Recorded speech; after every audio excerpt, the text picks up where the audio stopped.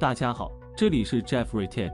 去年发布的 iPhone 15系列成绩其实并不算非常理想。一方面，苹果本身执着于挤牙膏，如今连最新的 A 系列芯片都要在性能上被高通反超 ，iPhone 其他方面的配置比之安卓期间也没有明显优势。苹果不比安卓手机厂商，基本上一年最多只有2次发布新机的机会。iPhone SE 这类产品难以影响大局，苹果想要在高端手机市场上找回场子，只有寄希望于今年下半年问世的 iPhone 16系列。近期关于 iPhone 16系列的消息逐渐增多，现在最新的爆料中再次出现了 iPhone 16系列的外观相关爆料。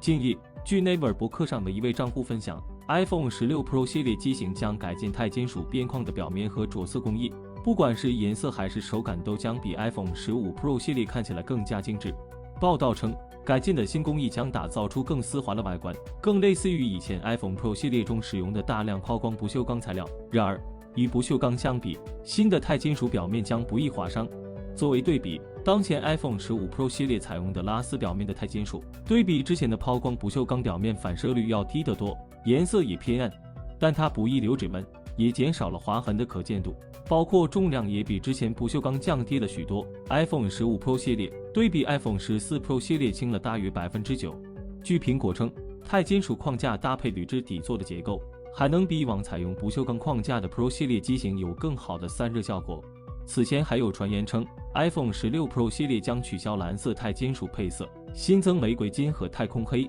其中太空黑配色看起来有点像 iPhone 14系列的深空黑配色。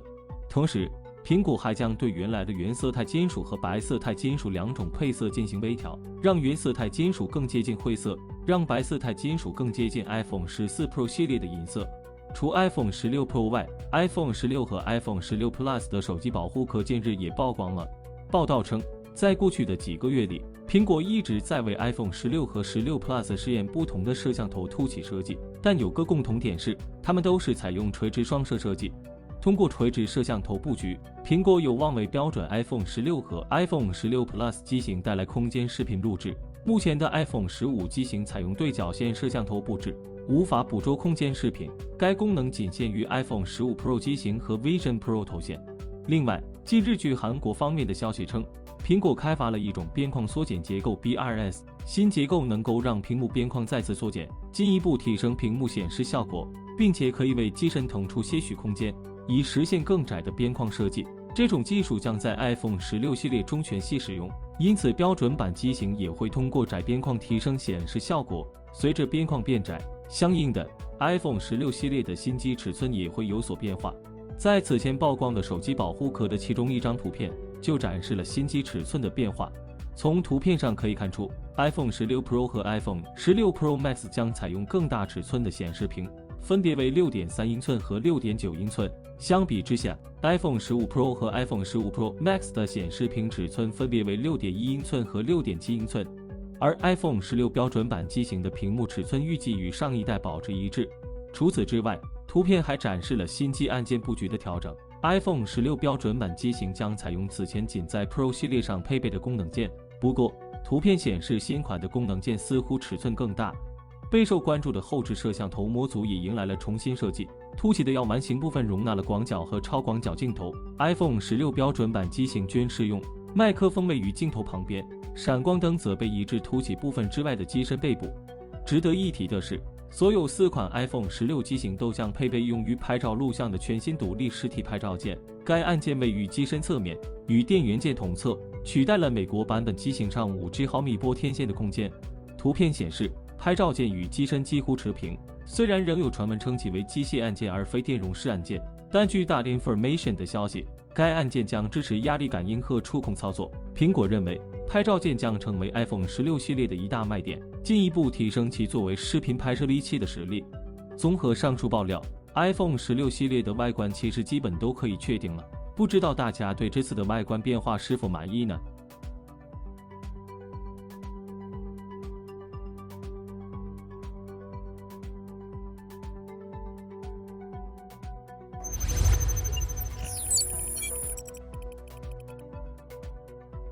话说，在苹果新品未正式发布之前，我们总能在网上看到各种各样的爆料，这些爆料信息大都来自苹果内部员工泄露和供应链。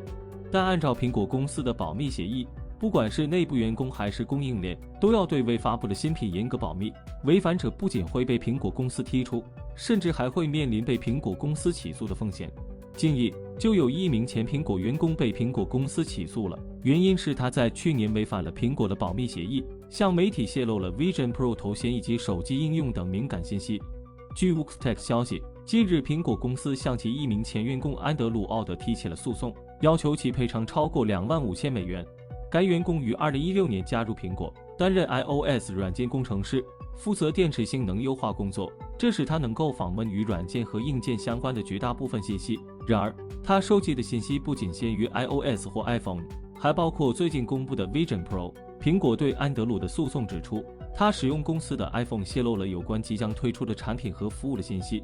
苹果声称，安德鲁向《华尔街日报》的记者通过电话泄露了大量与未发布的 Journal 应用程序相关的功能。不久之后，该出版物发布了一篇与即将推出的应用程序及其功能相关的文章。他向该记者发送了超过1400条消息，该记者被称为 Homeboy。此外，他还向来自大 Information 的另一位记者发送了超过1万条消息。